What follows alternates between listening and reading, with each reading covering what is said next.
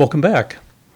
Part 6 of exploring the book of Romans as a spiritual formation handbook. This is Gary Minchell, your guide through this exploration and journey. So we're moving right along, and basically for this section, we're going to take in Romans chapters 5 through 7. So you can, if you wish, pause, read chapters 5 through 7. And I hope you've been reading the entire book all along this journey, because it's short and it'll reinforce everything, and you'll see the flow of the argument that Paul is giving us.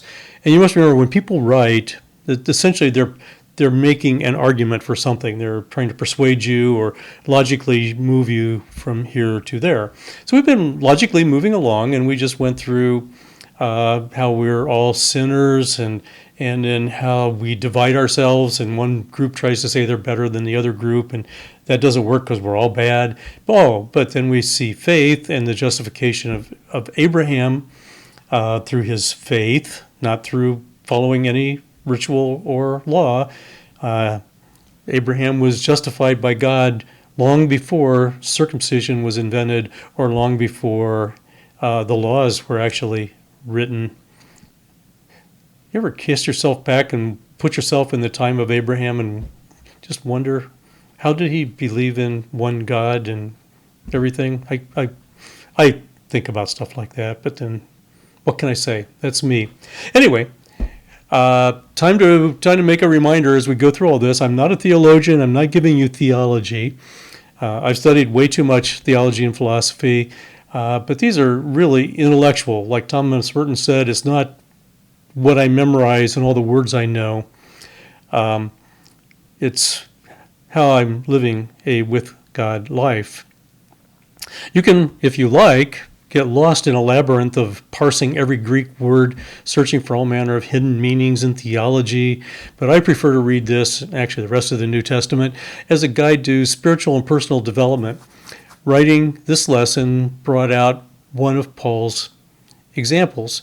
My imagination took over the mental controls, and I thought of many questions the example raised, not answered in the letter. I thought further how unsettling this could be to those who choose to pursue that through the rabbit warren of thinking way too much. Paul's taken us on a journey preparatory to his major theme.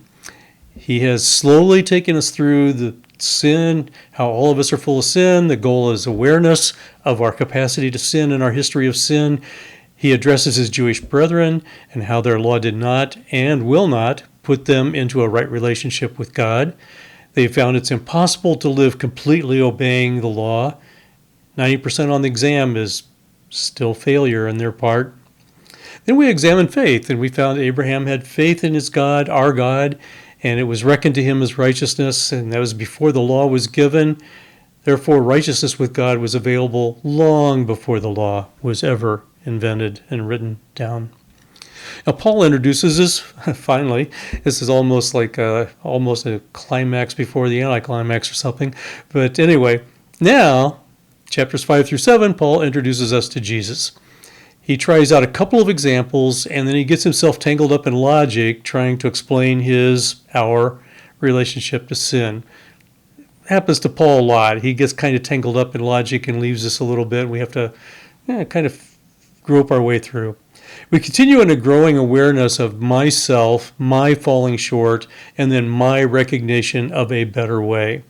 Paul begins this passage, therefore, so something to an argument, and then therefore, since we are justified by faith, we have peace with God through our Lord Jesus Christ, through whom we have obtained access to this grace in which we stand. Note, a little bit of aside here, Paul's basic premise is what N.T. Wright, a theologian, calls Paul's Shema, and it's like God, from whom all things, and Jesus the Lord, through whom all things. That's kind of his basic way he reconciles in his head God and Jesus as his Lord. Paul tries out this analogy that of Adam, the first human, in the Genesis account. Adam lived in paradise. He was alone. So God created a woman called Eve to form the first family. All went well, living in the land of plenty and peace and prosperity until Adam ate the fruit of the knowledge of good and evil. Okay, folklore talks about an apple, but apple is symbolic of much more than just a little tasty delight of fruit. It's the knowledge of good and evil. Adam's one act of rebellion against God brought sin into the world. Therefore, one man's act of obedience will bring grace into the world. And that man was Jesus. So, one man brought sin into the world by an act of rebellion. Jesus, by an act of obedience, brings grace into the world. The Atlanta area megachurch preacher Andy Stanley likes to say, if a man could predict his own death and resurrection and pull it off, I got to believe him. So that would be Jesus. Now, Paul needs another example of what death and resurrection mean, and he draws an analogy from marriage. When married and with her husband, a wife is bound by law to the husband. When he dies, the law is now null, and she's now freed from the law and can, if circumstances warrant, marry again.